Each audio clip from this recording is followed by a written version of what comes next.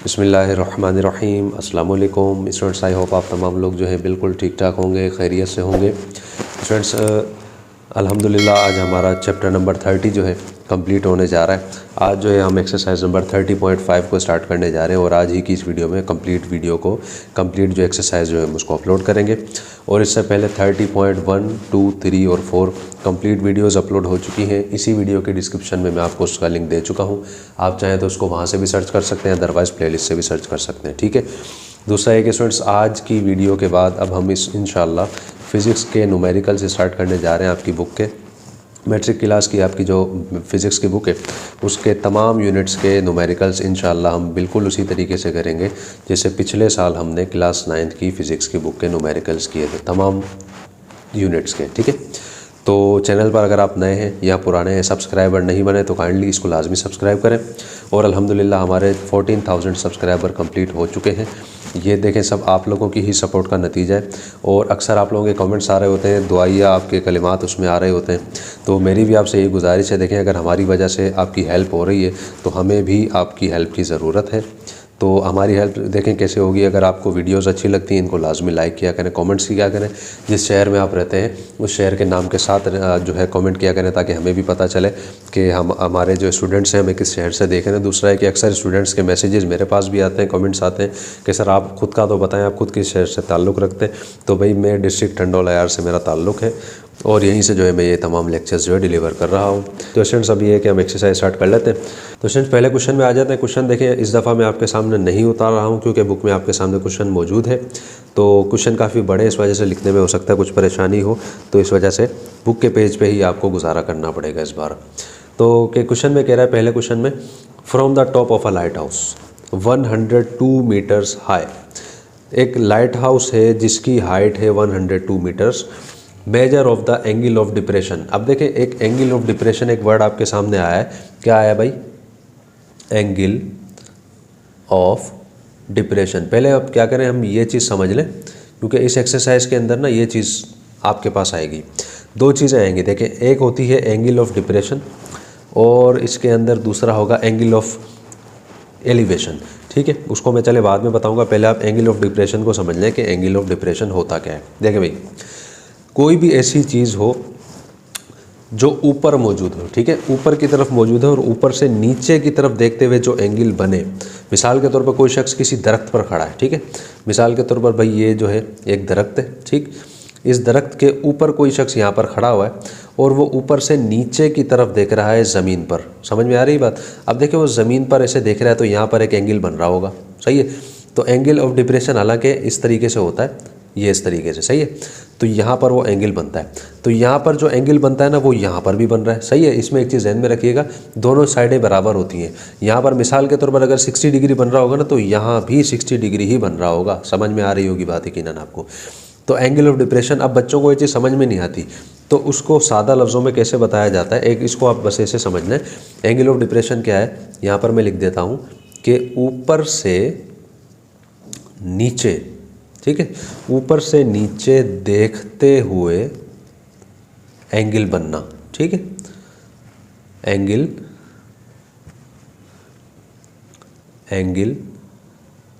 बनना, सही है भाई। ऊपर से नीचे देखते हुए एंगल बनना, यानी कि ऊपर कोई शख्स मौजूद है वो ऊपर से नीचे की तरफ देख रहा है तो जो एंगल बनेगा वो एंगल क्या होगा भाई? वो एंगल ऑफ डिप्रेशन कहलाएगा। यकीनन मुझे उम्मीद है आपको बात मेरी समझ में आ रही होगी, ठीक है। अब आप आ जाए नेक्स्ट में, किस में आएंगे भाई? इस बार आप आएंगे एंगल ऑफ एलिवेशन में, ठीक है।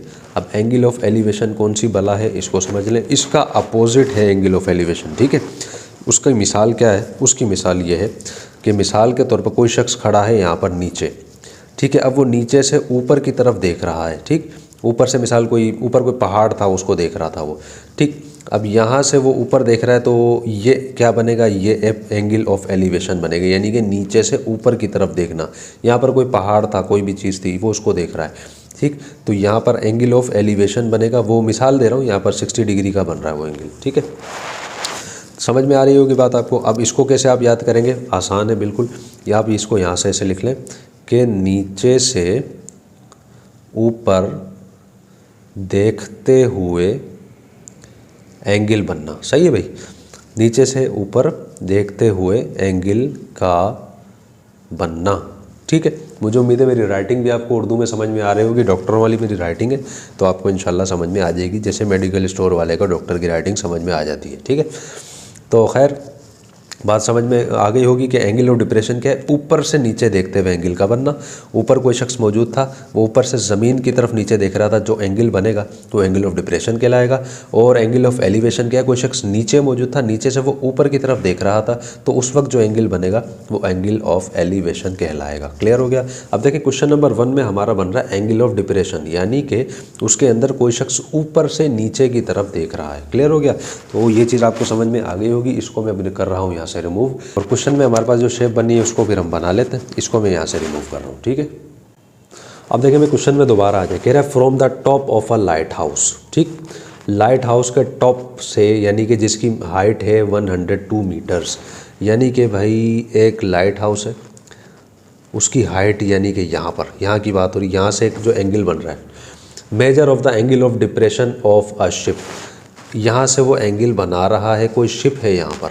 ठीक, अब वो एंगल चले ऐसे बन गया, यहाँ पर एंगल बन गया। मैंने आपको अभी बताया था ऊपर से नीचे की तरफ देखे जा रहा है। ठीक है, ऊपर से नीचे देखेगा तो बनेगा एंगल ऑफ डिप्रेशन। क्लियर हो गया।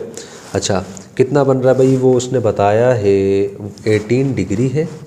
हम यहाँ पर बताते हैं 18 डिग्री है, 30 मिनट है। अब आप बोलेंगे ये कौन सी बला है, तो भाई परेशान होने की ज़रूरत नहीं। 30.1 के अंदर ये चीज़ हमने समझाई थी, और इसको हम कन्वर्ट कर लेंगे डिग्री में, परेशान नहीं होना। अच्छा भाई, कह रहा है लाइट हाउस की हाइट कितनी थी भाई। ये लाइट हाउस जो है, यहाँ पर लाइट हाउस है, लेकिन इसकी पूरी हाइट है वो कितनी है भाई, वो है 102 मीटर्स। ठीक, अच्छा भाई आगे कह रहा है how far is the ship from the light house, यानी कि ये जो शिप यहाँ पर मौजूद है इस लाइट हाउस से कितना दूर है, ये दोनों आपस में कितने दूर है, कितने फासले पर है, ये चीज़ हमने फाइंड करनी है। ठीक है भाई, तो इसका मतलब क्या हो गया, हमने क्या फाइंड करना है। अब देखें, जहाँ एंगल बनता है, एंगल के सामने हमेशा क्या होता है, आप बताएंगे सर वो होता है परपेंडिकुलर। ऐसे ही ना, बात आपको समझ में आ रही होगी। और ये सीधा जो बन रहा है, देखें भाई ये 90 का एंगल है। ठीक, तो इन दोनों के दरमियान में क्या चीज़ होती है, आप बताएंगे सर वो बेस होती है। यानी कि सादा लफ्ज़ों में अगर कहा जाए तो हम लोगों ने बेस यहाँ पर फाइंड करनी है। ठीक है, ये हो गया परपेंडिकुलर, ये हो गई समझें इसकी बेस। और हम एक काम करते हैं, बेस को x से ज़ाहिर कर लेते हैं कि भाई मिसाल है हमने x फाइंड करना है। ठीक है, समझ में आ गया। अब हम आते हैं सॉल्यूशन के अंदर। तो देखें भाई, सबसे पहले हम यहाँ पर बता देते हैं कि परपेंडिकुलर जो है हमारे पास वो कितना है भाई, वो है 102 मीटर्स। ठीक है ना, खुद उसने कहा था। अच्छा, अब आप आ जाए एंगल के अंदर। एंगल से मुराद यानी कि थीटा कितना बन रहा है, आप बताएंगे सर वो बन रहा है 18 डिग्री है और 30 मिनट से। अब इसको आपने क्या करना है भाई, सबसे पहले कन्वर्ट करना है 30 मिनट्स को एंगल में कन्वर्ट करना। तो कैसे करेंगे, सिंपल सी बात है, हम जो है 18 को फ़िलहाल ऐसे ही छोड़ते हैं, हम 30 को डिवाइड करवा लेते हैं 60 के साथ। ठीक, 60 के साथ जब आप इसको डिवाइड करवाएंगे ना, आपके पास आ जाएगा 0.5। तो आपके पास एंगल अब क्या बन जाएगा, 18 डिग्री तो मौजूद था, 0.5 और आ गया, तो ये अब बन गया आपके पास 18.5 डिग्री। क्लियर हो गया मामला आपका। ठीक है, फाइंड हमने क्या करना है भाई, फाइंड हमने करना है बेस, यानी कि x हमने फाइंड करना है। तो हम यहाँ पर बता देते हैं x जो है यानी कि बेस जो है वो हमने फाइंड करनी है। यकीनन बात समझ में आ गई होगी। अब देखें भाई, अब आप आ जाएँ दोबारा इस शेप में। हमारे पास देखें क्या क्या चीज़ मौजूद थी, हमारे पास आप बताएंगे परपेंडिकुलर मौजूद है और बेस मौजूद है। अब इसके अंदर देखें आपने क्या करना, थोड़ा सा दिमाग आपने चलाना होगा। आपने यहाँ पर फंक्शंस जो है ट्रिग्नोमेट्री के वो आपने लेकर आने हैं, खुद से लेकर आने हैं। इसने क्वेश्चन में नहीं दिए थे, खुद से लाने। कैसे लाएंगे, देखें भाई, आपने बस ये देखना है क्या क्या चीज़ें उसने दी है।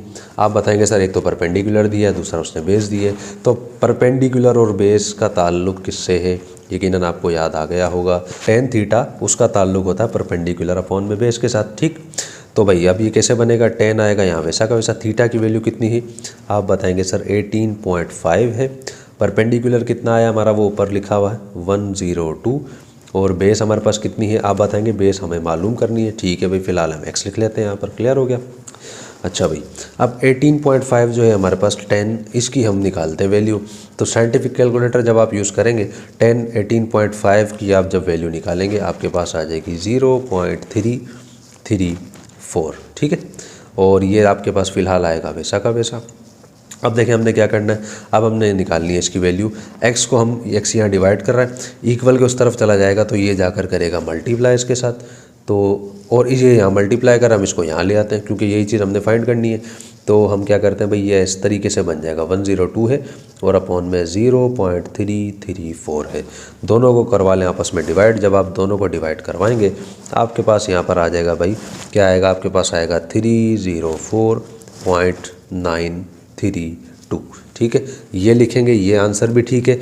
और अगर आप बुक के हिसाब से चलेंगे तो बुक में आपको यहाँ पर दिया हुआ है 304.85 मीटर्स। देखें भाई दोनों आंसर ठीक है, कोई मसला कोई परेशानी की बात नहीं है, क्योंकि असल में तो देखें मुझे ऊपर वाला आंसर लिखना था, लेकिन क्या है बच्चों के फिर कमेंट्स आते हैं कि सर हमारे पास तो आंसर चेंज है, ये चीज़ हमारे पास तो नहीं आ रही जैसे आपने लिखी है। तो भाई देखें पॉइंट के बाद अगर डिजिट एक दो आगे पीछे हो भी जाए तो कोई मसला नहीं होता उसके अंदर। ठीक है तो स्टूडेंट्स, ये आ गया हमारा इसका आंसर। क्वेश्चन नंबर 1 यहाँ पर पूरा हुआ। अब हम आते हैं क्वेश्चन नंबर 2 में। क्वेश्चन नंबर 2 में स्टूडेंट्स हम आ गए। क्वेश्चन नंबर 2 देख लें भाई, आपके सामने लिखा हुआ मौजूद है। क्वेश्चन में कह रहा है अ लेडर मैक्स एंगल 60 डिग्री। एक सीढ़ी है वो 60 डिग्री का एंगल बना रही है, और आप अच्छे से जानते हैं दीवार पर जब हम सीढ़ी लगाते हैं ना वो ऐसे लगाते हैं, ऐसे ही ना टेढ़ी करके लगाते हैं, बिल्कुल सीधी तो नहीं लगाते। बिल्कुल सीधी तो ऐसे सिर्फ दीवार होती है, सीढ़ी जो थी वो ऐसे होती है। क्लियर हो गया मामला। अच्छा भाई कितना बना रही है भाई, वो बना रही है 60 डिग्री। यहाँ पर मैं पहले से लिख देता हूँ। कह रहा है विद द ग्राउंड, ये ग्राउंड के साथ है। ठीक है, and reach a height of 6 metre. ये पहले ही मैंने चले इसकी वो बना दी है 6 मीटर ऑन द वॉल। ये जो दीवार है इसकी जो हाइट है वो कितनी है, 6 मीटर है। ठीक, अब बात को समझ लें। दीवार की जो हाइट है वो 6 मीटर है, एक सीढ़ी उसमें दीवार पे लगाई गई, उसने एंगल बनाया 60 डिग्री का। कह रहा find the length of the ladder. इस सीढ़ी की जो लेंथ है वो हमने फाइंड करनी है। क्लियर हो गया। अच्छा भाई देख लें, यहाँ पर हमें मालूम है 90 का एंगल बन रहा है, तो एंगल के सामने हमेशा क्या बनता है, आप बताएंगे सर वो हाइपोटेन्यूज बनता है। ठीक है, और जो है यानी कि 90 के एंगल के सामने, और यहाँ पर जो एंगल बनता है उसके बिल्कुल सामने ऐसे कह लें, या 90 के एंगल के ऊपर हमेशा क्या बनता है, आप बताएंगे सर वो परपेंडिकुलर बनता है। सिंपल सी बात है। क्लियर हो गया। अब हाइपोटेन्यूज जो है ना वो हमने यहाँ पर करना है फाइंड। तो ये चीज़ हमने देखिए फाइंड करनी है। एंगल उसने हमें यहाँ पर दे दिया है, परपेंडिकुलर भी दे दिया है। अब हम आते हैं सॉल्यूशन के अंदर। हम बता देते हैं कि यहाँ पर भाई परपेंडिकुलर जो है हमारे पास वो उसने दे दिया है 6 मीटर। क्लियर हो गया। अच्छा, और थीटा यानी कि एंगल हमें उसने दे दिया 60 डिग्री। फाइंड हमने क्या करना भाई, हम यहाँ बता देंगे फाइंड हमने करना है हाइपोटेन्यूज। ठीक है। अच्छा भाई अब हम आते हैं यहाँ पर। अब हम ये देखते हैं परपेंडिकुलर और हाइपोटेन्यूज किस फंक्शन में आ रहा है। जैसे पिछले क्वेश्चन में मैंने आपको बताया था, आप बताएंगे सर वो साइन में आता है। किस में आता है, साइन में। तो हम यहाँ पर बताते हैं कि हम अच्छे से जानते हैं कि साइन थीटा जो होता है ये बराबर होता है किसके, ये बराबर होता है परपेंडिकुलर अपॉन में हाइपोटेन्यूज के। ठीक है, ऐसा ही है ना। तो हम जब इसको सिंप्लीफाई करेंगे, साइन आएगा वैसा का वैसा, थीटा की जगह देखें क्या आएगा, आप बताएंगे 60 डिग्री आ जाएगा। परपेंडिकुलर कितना है, वो है 6, और हाइपोटेन्यूज क्या है। अब देखें हाइपोटेन्यूज फ़िलहाल हमें मालूम नहीं है ना मालूम। हम क्या करते हैं, फ़िलहाल हम इसको x का नाम दे देते हैं कि x हमने फाइंड करना है, हम यहाँ पर x लिख देते हैं। ठीक है। अच्छा भाई साइन 60 की वैल्यू क्या है, हम साइन 60 की वैल्यू अगर आप निकालें साइंटिफिक कैलकुलेटर से, वो आएगी 0.866। ठीक है, और बराबर किसके है भाई, ये बराबर है इसके। अब वही चीज़ आ गई जो पिछले क्वेश्चन में आई थी, इसको हम भेजते हैं इक्वल के उस तरफ, इसको यहाँ ले आते हैं। तो ये बन जाएगा x = 6/0.866। दोनों को करवा लें डिवाइड। जब दोनों को आप आपस में डिवाइड करवा लेंगे तो आपके पास x की वैल्यू आ जाएगी, कितनी आएगी भाई, वो आएगी 6.928, और इसका यूनिट होगा मीटर। ठीक है स्टूडेंट, देखें भाई ये आ गया हमारा इसका आंसर। मुझे उम्मीद है भाई बहुत अच्छे से आपको समझ आ जाएगा। तो हम यहाँ पर बता भी देंगे इस तरीके से, चलें हम लिख भी देते हैं कि length of the ladder is कितनी है भाई, 6.928 मीटर, यानी कि सीढ़ी की जो लंबाई है वो कितनी है, तकरीबन 7 मीटर है, 7 मीटर के करीब है। ठीक है ना, 6.9 है, तकरीबन इतनी मीटर है। ठीक है भाई, क्वेश्चन नंबर 2 भी देखें अल्हम्दुलिल्लाह मुकम्मल हो गया। बहुत आसान क्वेश्चन है, बाकी के क्वेश्चंस भी ऐसे ही होने हैं। तो अब हम आते हैं नेक्स्ट क्वेश्चन में, यानी कि क्वेश्चन नंबर 3 में। क्वेश्चन नंबर 3 में स्टूडेंट्स हम आ गए। क्वेश्चन नंबर 3 आपके सामने मौजूद है। क्वेश्चन में कह रहा है कि find the angle of elevation elevation वाला एंगल हमने फाइंड करना है। एलिवेशन का एंगल मैंने आपको अभी बताया था। कह रहा है कि when a 6 metre high bamboo makes a shadow of length 2 radical 3 metre. Angle of elevation क्या है भाई? सबसे पहले तो आप ये सोच लें, क्या वो ये एंगल है कि ऊपर से नीचे की तरफ देखते हुए जो एंगल बने, या वो एंगल है जो नीचे से ऊपर की तरफ देखते हुए एंगल बने? क्या है दोनों में से? देखिए मैंने आपको पहले क्वेश्चन में बहुत अच्छे से समझाया था। अगर आपके जहन में है कमेंट करके मुझे लाजमी बताएं कि सर उसका मतलब है ये। ठीक है, अच्छा भाई क्वेश्चन में आ जाए। कह रहा है एक 6 मीटर का बेम्बू है। बेम्बू यानी कि बाँस जो होते हैं ना, लंबे से बाँस जो होते हैं, उसको समझ लें, बेम्बू वो होता है। उसकी हाइट है 6 मीटर। ठीक है, वो क्या कर रहा है भाई? उसका शेडो बन रहा है। और आपको मालूम है शेडो हमेशा कहाँ बनता है? फर्श पे, यानी कि ज़मीन पर बनता है। कोई भी शख्स अगर खड़ा हुआ हो सूरज के, अगर मिसाल सूरज की रोशनी में, उसका साया कहाँ बनेगा? ज़मीन पे ही बनेगा ना, जाहिर सी बात है। दीवार पे या आसमान पे तो नहीं बनेगा ना, ज़मीन पर ही बनेगा। अच्छा भाई, तो ये समझे उसका साया इस तरीके से बन रहा है यहाँ पर फर्श पे, लेकिन एंगल भी तो बन रहा है ना। कितना एंगल बन रहा है? कह रहा है फाइंड द एंगल। भाई एंगल आप खुद मालूम करो। वो कह रहा है कि एंगल जो है थीटा, ये आपको मालूम करना है। अच्छा भाई, कोई मसला नहीं है। आगे कह रहा है कि उसकी लेंथ कितनी है? वो जो साया जो बन रहा है, साये की लेंथ उसने बता दी, वो है 2 रेडिकल 3। ठीक है, हम यहाँ पर बता देते हैं कि साया जो बन रहा है वो बन रहा है 2 रेडिकल 3। क्लियर हो गया मामला? यानी कि ऐसे समझ लें, ये इसका जो है यहाँ पर 90 का एंगल हो गया। ये एंगल हमने मालूम करना है। दोनों के दरमियान क्या बनती है? वो बेस बनती है। ठीक है, तो बेस को हम चलें बी का नाम दे देते हैं। चलें ऐसे ही कर लेते हैं, कोई मसला ही नहीं है। क्लियर हो गया? अच्छा भाई, अब आ जाए इसमें। हम यहाँ पर बताते हैं कि भाई थीटा जो है, यानी कि एंगल हमने जो है यहाँ पर देखें भाई फाइंड करना है। ठीक है, क्लियर हो गया? और बेस जो है यहाँ पर हमें क्या दी गई है? बेस आप बताएंगे भाई वो है 2 रेडिकल 3। और इसके सामने हमेशा देखिए क्या बनता है, आप बताएंगे परपेंडिकुलर बनता है। क्लियर?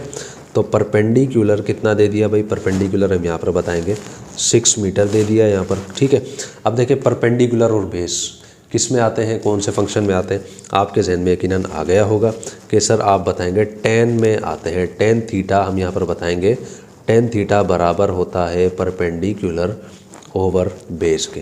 क्लियर? अब देखिए वैल्यूज़ पुट कर लें। टेन थीटा आएगा फ़िलहाल वैसा का वैसा। परपेंडिकुलर कितना है? 6 मीटर है।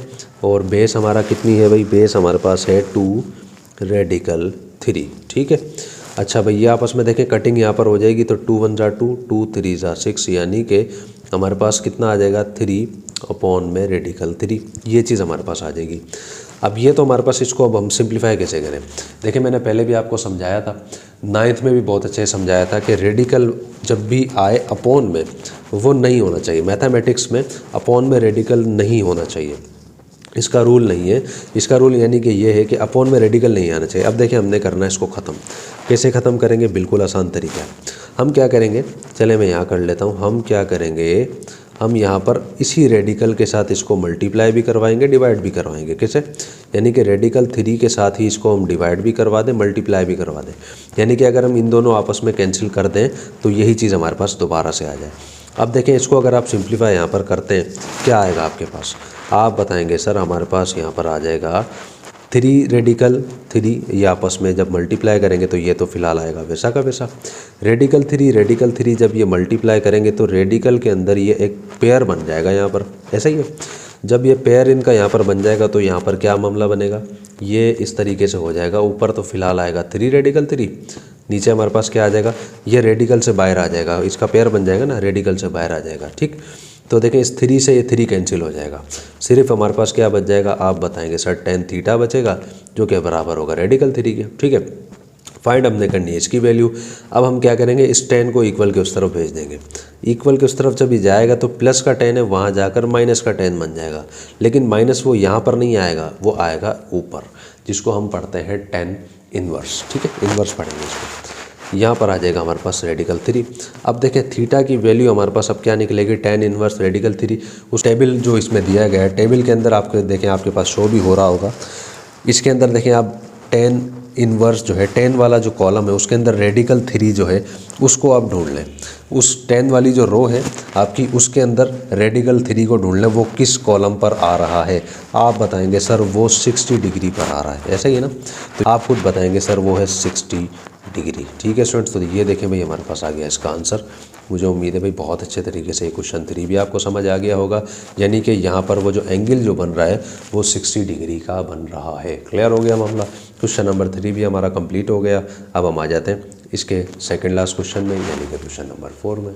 स्टूडेंट्स हम आगे हैं, क्वेश्चन नंबर 4 आपके सामने मौजूद है। क्वेश्चन में कह रहा है कि एन एंगल ऑफ एलिवेशन वाला एंगल कौन सा था? नीचे से ऊपर देखते हुए जो एंगल बनता है, याद रखिएगा।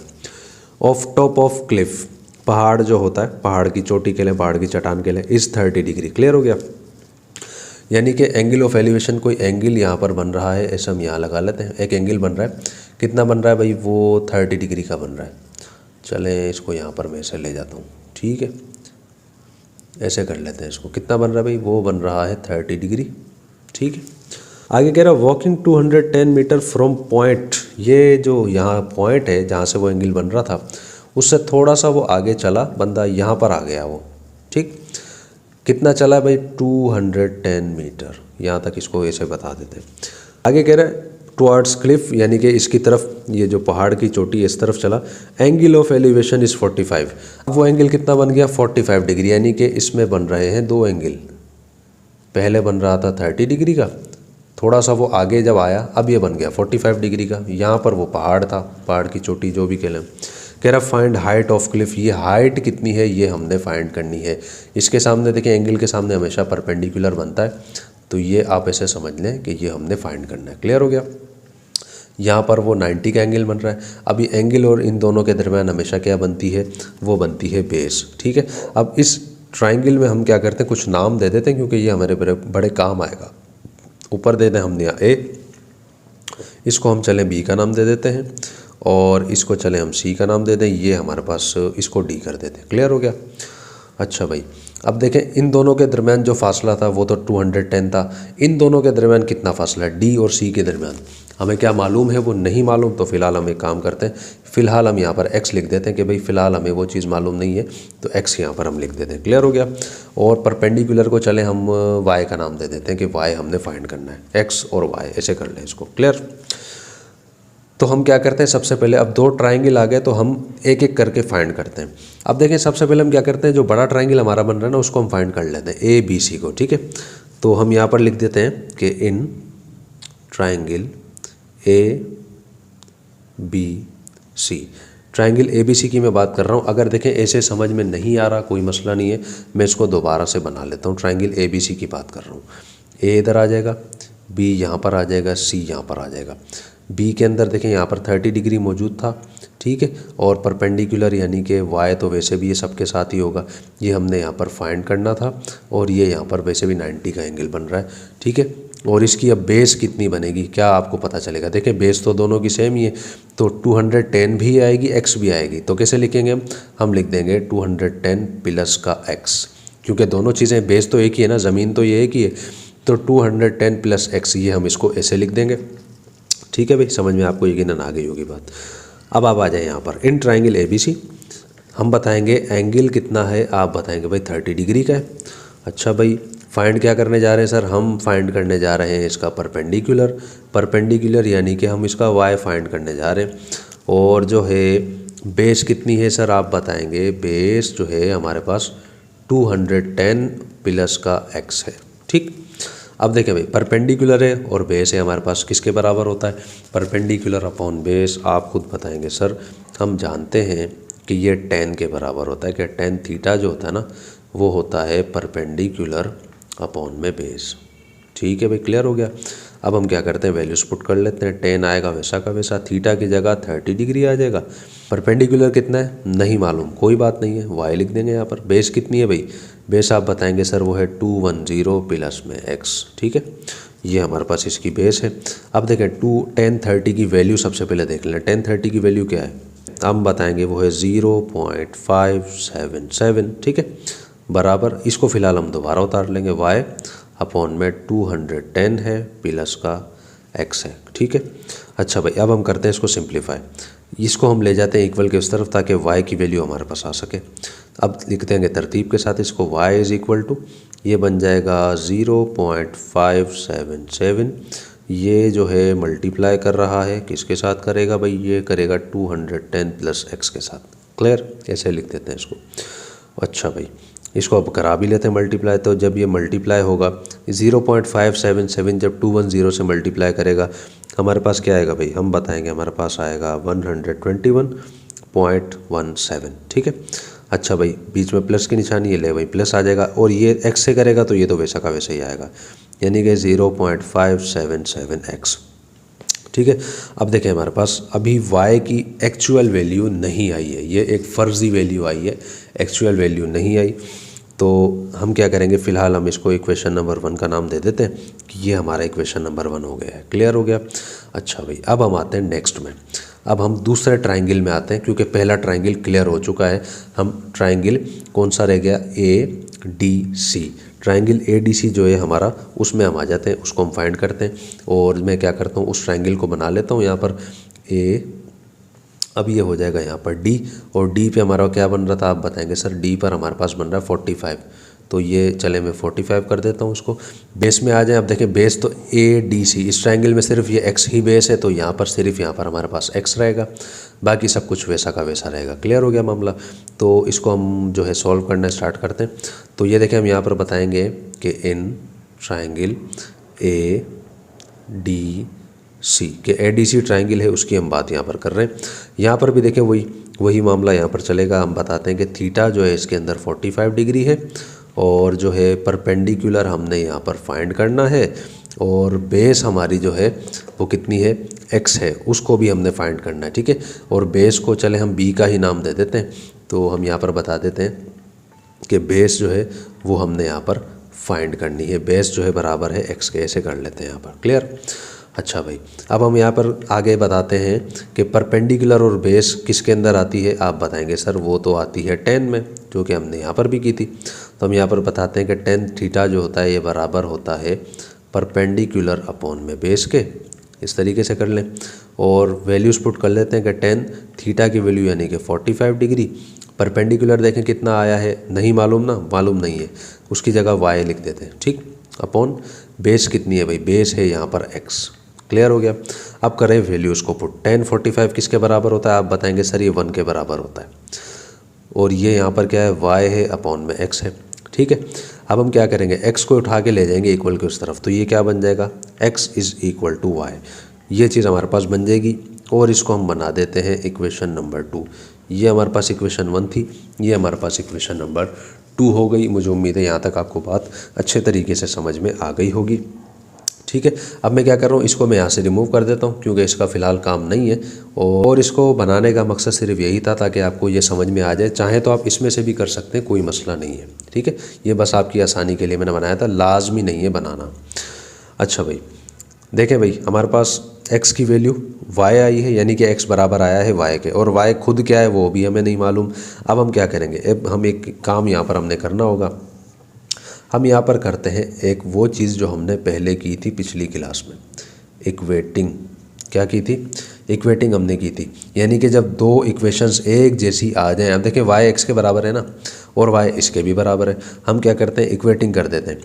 क्या करेंगे, इक्वेटिंग इक्वेशन 1 एंड 2, इक्वेशन 1 और 2 को इक्वेट कर देंगे। इक्वेट से मुराद ये है y इसके बराबर है ना, और y x के बराबर है, यानी कि x को फिर हम इसके बराबर कर देंगे। क्लियर हो गया। हम यहाँ पर ऐसे कर देते हैं कि x जो है ना हमारा, ये बराबर है इसके। ठीक है। किसके बराबर है, आप बताएंगे, 121.17 प्लस 0.577x इसके बराबर है। अब आप बोलेंगे सर ये कैसे हुआ, देखें मैं आपको भी बताता हूँ। जब y इसके बराबर है और वही y x के भी बराबर है, तो जाहिर सी बात है x भी तो इसके बराबर होगा ना। अब देखिए मैंने इसको ऐसे इस हिसाब से लिख दिया। क्लियर हो गया। अब देखिए करना हमने क्या, हमने फाइंड करनी थी x की वैल्यू, हम इसको उठा के इक्वल के इस तरफ ले आते हैं, क्योंकि x हमने फाइंड करना है। इसको इक्वल के उस तरफ लाएंगे तो हमारे पास क्या बनेगा, x, ये वाला x आएगा वैसा का वैसा, ये प्लस का है, बाकी आएगा माइनस का, फिर यानी कि 0.577x जो कि बराबर है 121.17 के। ठीक है, इसके बराबर हो गया। क्लियर। अब हम करते हैं इसको सिंप्लीफाई। अब देखिए यहाँ कुछ नहीं समझे, 1 है, तो 1 में से जब ये चला जाएगा हमारे पास क्या बचेगा, आप बताएंगे, ये बच जाएगा 0.423x जो कि बराबर है 121.17 के। क्लियर हो गया।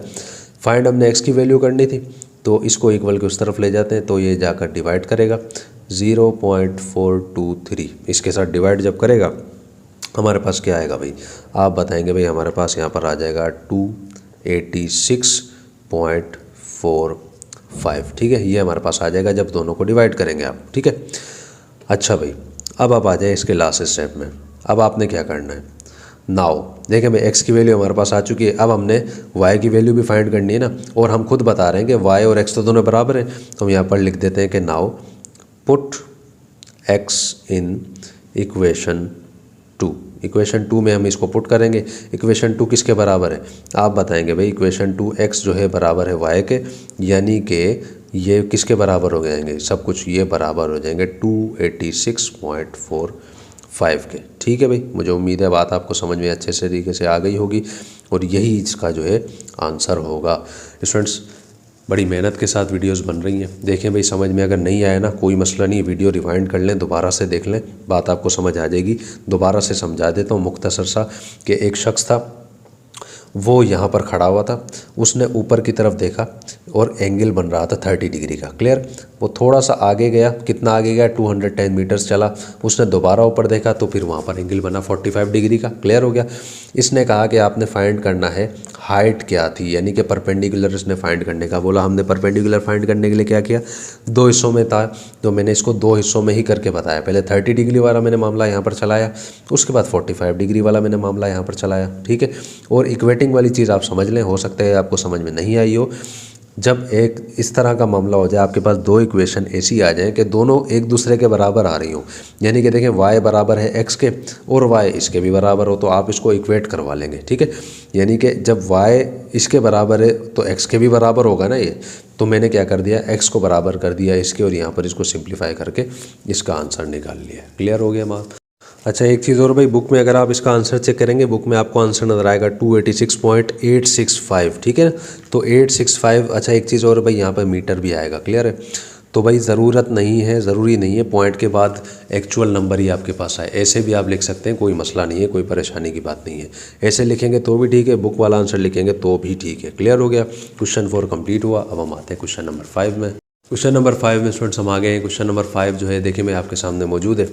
क्वेश्चन में कह रहा है an observation balloon is 4280 metres above the ground. एक ग्राउंड है भाई, ये मिसाल के तौर पर ग्राउंड है, ज़मीन है। ठीक है, उससे कितना ऊपर एक बलून है, एक बलून है, कितना है भाई, इसने खुद बताया है 4280 मीटर्स। ठीक है, इतना ऊपर एक बलून है। अच्छा भाई, and 906.13 metres away from a farmhouse. यहाँ पर एक फार्म हाउस है भाई मिसाल के तौर पर, उससे ये कितना दूर है, ये है भाई 9613 मीटर्स। क्लियर हो गया। Find angle of depression. ठीक है ना, एंगल ऑफ डिप्रेशन क्या होता है मैंने आपको बताया था, ऊपर से नीचे की तरफ देखते हुए एक एंगल बन रहा है। ठीक है, यहाँ से वो एंगल बन रहा है यहाँ पर देखते हुए। क्लियर हो गया। और एंगल ऑफ डिप्रेशन दर हकीकत कैसे बनता है, वो ऐसे बनता है।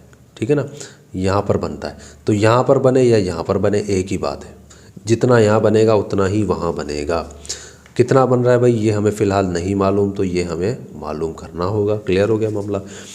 ठीक है, यानी कि वो बलून जो है ऊपर से, बलून में से बैठकर जो है, बड़े बलून जो होते हैं आपने देखे होंगे और आपको जो है फ़ोटो में नज़र भी आ रहा होगा मैं कौन से बलून की बात कर रहा हूँ, वहाँ से एक एंगल बन रहा है, वहाँ से बंदा देख रहा है नीचे की तरफ। ठीक है, और एक जो है एंगल बन रहा है, कितना बन रहा है मालूम नहीं है, लेकिन वो उसकी हाइट कितनी हाइट पर है भाई, इतनी हाइट पर है वो, और उससे यानी कि जहाँ पर वो एंगल बन रहा है कितना फासला है भाई, इतना फासला है।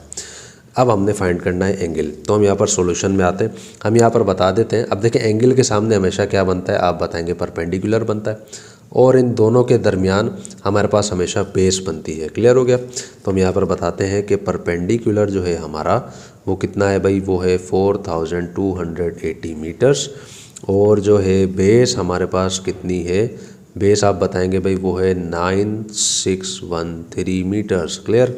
फाइंड हमने करना है भाई थीटा यानी कि एंगल। अब देखें परपेंडिकुलर है और बेस है, परपेंडिकुलर और बेस का मामला क्या होता है आप बताएंगे सर, वो होता है tan थीटा जो होता है ये बराबर होता है परपेंडिकुलर अपॉन में बेस के, सिंपल सी बात है। देखिए भाई tan आएगा यहाँ पर वैसा का वैसा, थीटा फाइंड नहीं है फ़िलहाल तो फिर वो भी आ जाएगा।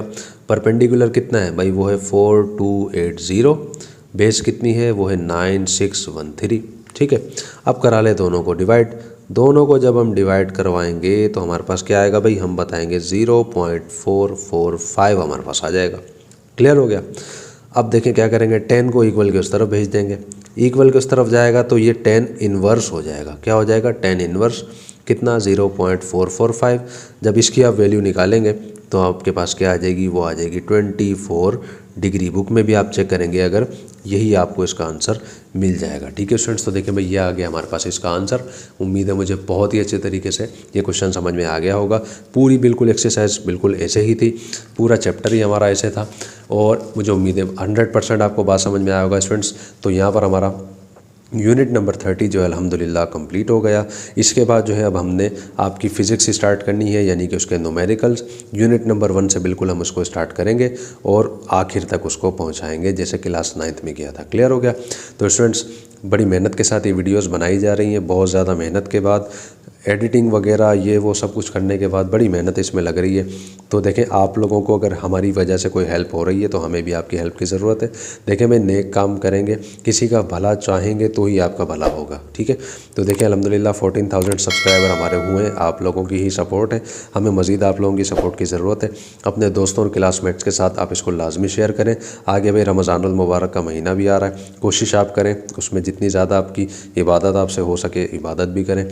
और जाहिर सी बात है मैथ्स की प्रैक्टिस या पढ़ने का उसमें इतना दिल नहीं करता रोज़े की हालत में, वैसे भी इंसान में इतनी हिम्मत नहीं होती, कोई मसला नहीं है। अल्लाह को भी राज़ी करेंगे तो भी इंशाअल्लाह आपके कामों में आसानी होगी, और अल्लाह के बंदों को भी जब आप राज़ी करेंगे हम जैसों को, तो भी आपको कामों में आसानी हो जाएगी। ठीक है, तो चैनल को अगर आपने सब्सक्राइब नहीं किया है तो आप इसको लाजमी सब्सक्राइब कर लें और अपने दोस्तों और क्लासमेट्स के साथ लाजमी शेयर करें ताकि वो भी पढ़ें तो उनको भी आसानी हो, उनको फ़ायदा होगा तो इंशाअल्लाह आपको भी इसका फ़ायदा होगा। ठीक है, तो अब हमारी मुलाकात होगी इंशाअल्लाह नेक्स्ट वीडियो में, जिसमें हम स्टार्ट करेंगे आपकी फ़िज़िक्स के न्यूमेरिकल्स।